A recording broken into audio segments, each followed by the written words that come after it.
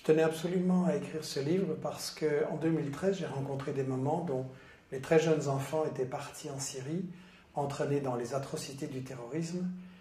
Et en juin 2013, j'ai proposé aux personnalités des 4 grands partis en Belgique de faire un débat sur le thème « Que pouvons-nous faire pour les empêcher de partir là-bas ?» Par une personne, aucun n'a voulu venir, apparemment ils s'en fichaient, ça m'a interpellé. Et puis tout d'un coup, quand l'attentat éclate contre Charlie, alors qu'il n'avait rien fait pour 10 000 victimes du terrorisme en Syrie et en Irak, il y a 19 victimes à Paris, et là tout le monde vient avec des programmes, des déclarations, la France est en guerre, tout ça. Est-ce que ça va marcher, leur solution, ou est-ce que nous allons être entraînés dans encore plus d'engrenages et de violence? Et ce qui m'a frappé, c'est qu'on a eu une manifestation énorme, Je suis Charlie, 1,5 million de personnes à Paris, et de l'autre côté, les jeunes des banlieues n'étaient pas là.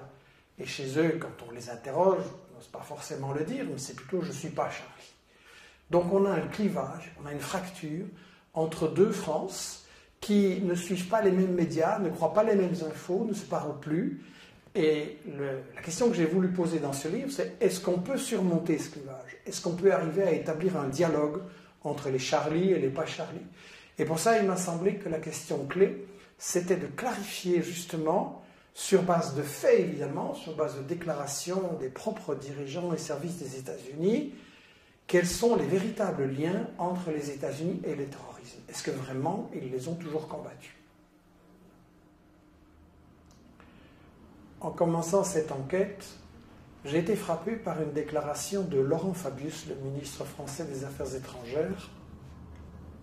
Il déclare à Marrakech en décembre 2012, je cite, « Le front al-Nosra fait du bon boulot contre Assad en Syrie et donc c'est très difficile de les désavouer.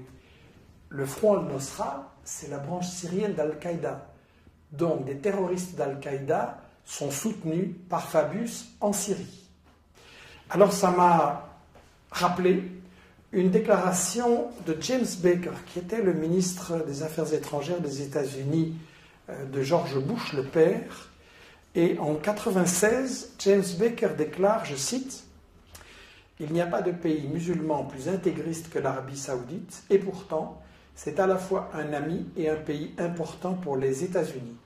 Nous ne devons nous opposer à l'intégrisme que dans la mesure exacte où nos intérêts nationaux l'exigent. » Ça veut dire que les États-Unis ont donc parfois combattu le terrorisme et parfois l'ont utilisé. Et c'est ça qu'il faut voir au travers des différentes guerres des 30 dernières années.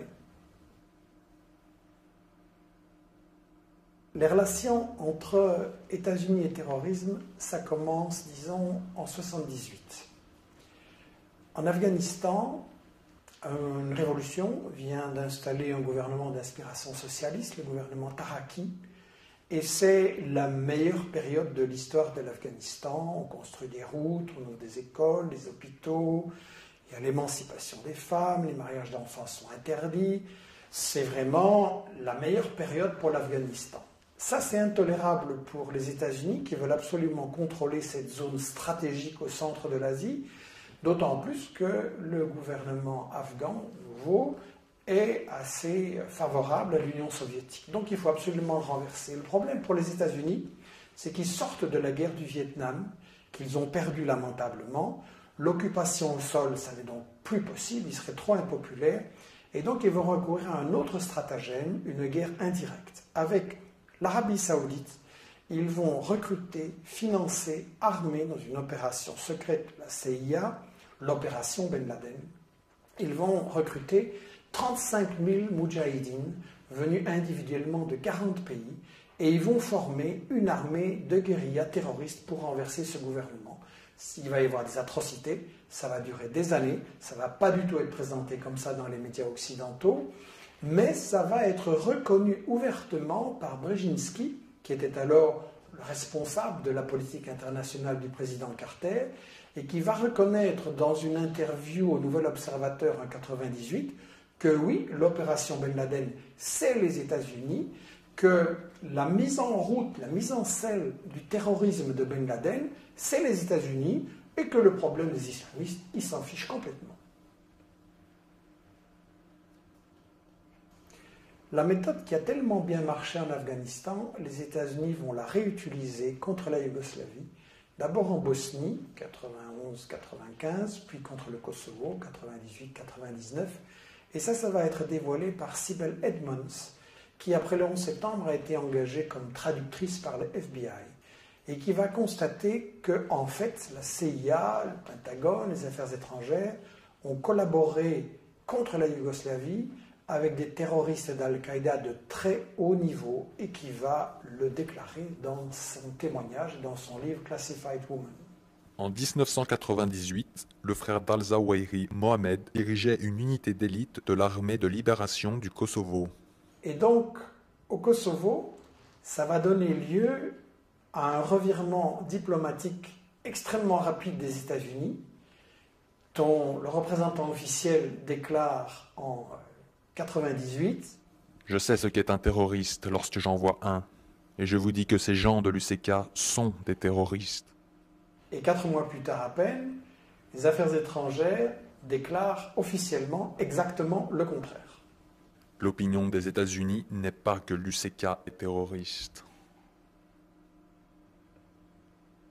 Je me suis rendu en Irak en 2002, peu avant que n'éclate la guerre de Bush.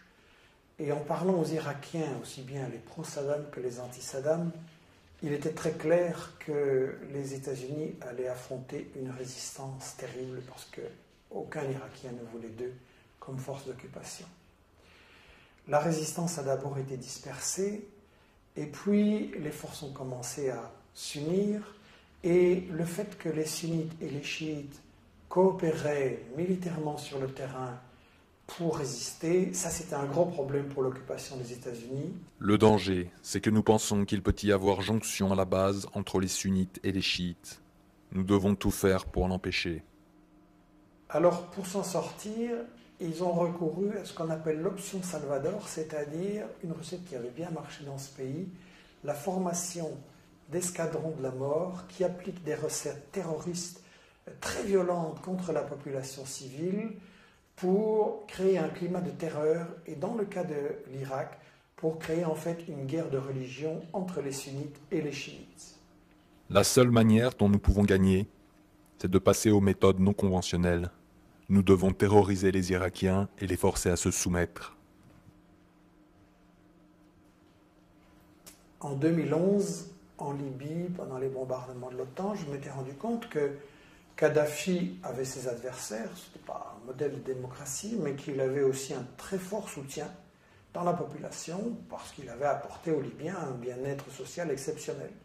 Donc malgré les médias mensonges de l'époque qui unissaient aussi bien l'OTAN, Al Jazeera, BHL et les médias occidentaux, malgré ces médias mensonges grossiers, le problème qui se posait à Obama, c'était comment briser le soutien d'une grande partie de la population pour renverser Kadhafi. Il ne voulait absolument pas débarquer ses troupes au sol. L'expérience de Bush en Irak, en Afghanistan avait montré que ça ne marchait pas. Donc il fallait trouver des troupes sur place. Il n'y en avait pas beaucoup. Les seuls qui existaient, c'était les terroristes libyens, la section libyenne d'Al-Qaïda. Et donc on a eu un renversement d'opinion absolument ahurissant, avec en 2007 des sources officielles des États-Unis qui déclarent que ce sont des terroristes. La région de Benghazi à Tobrouk représente une des plus grandes concentrations de terroristes au monde. Et puis en 2011, les sources officielles des États-Unis qui disent que non, ce n'est pas des terroristes, c'est des combattants pour la démocratie. Des douzaines d'anciens combattants du GICL participent aux efforts des rebelles visant à renverser Kadhafi. Ils le font à titre personnel, pas comme groupe constitué. Après la Libye, comme nous l'avions prévu, les armes ont été exportées, et les terroristes avec, vers des pays africains, pas n'importe quels, bien entendu. C'est frappant de voir que les terroristes interviennent toujours là où il y a des ressources naturelles importantes.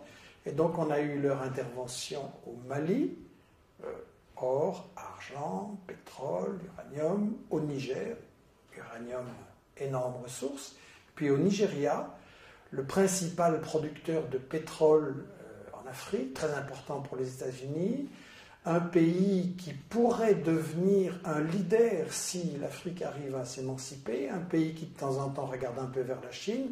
Donc les États-Unis veulent absolument conserver le contrôle. Nigeria, c'est un pays puissant. Et donc là va s'appliquer la méthode de Brzezinski en Afrique de faire éclater les États trop importants en une série de micro-nationalités. Et donc là, le fait de dresser les chrétiens et les musulmans les uns contre les autres et de rendre le pays ingérable, c'est exactement la stratégie qui correspond aux intérêts des États-Unis. Alors c'est intéressant de savoir que Boko Haram a été financé par des fondations de Grande-Bretagne et d'Arabie Saoudite. On retrouve l'Arabie Saoudite constamment derrière le financement des terroristes qui servent les intérêts des États-Unis. La guerre contre la Syrie n'a pas commencé en 2011, mais au moins en 2009. L'ex-ministre français des Affaires étrangères, Roland Dumas, a confié qu'il avait reçu des propositions des Britanniques disant on va attaquer la Syrie en 2009, donc. Il avait refusé. Et en fait, ça commence plus tôt. Dès 2007, ça se prépare au Liban, où Bandar Sultan, un grand ami de Bush, au point qu'il va être surnommé Bandar Bush, va financer des milices terroristes extrémistes au Liban d'abord et puis en Syrie. Et ça, c'est une opération où l'Arabie Saoudite sert d'intermédiaire pour une filière terroriste organisée par les États-Unis.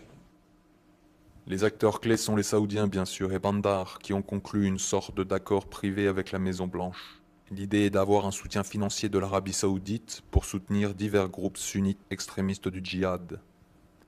Je crois que l'information sur tout ça, c'est trop important et qu'il faut absolument éviter qu'on se laisse entraîner dans cette guerre de religion. D'un côté, on a cette version de l'islam complètement fanatique, rétrograde, violente, qui est développée par les meilleurs amis des États-Unis et de l'Europe, l'Arabie Saoudite et le Qatar.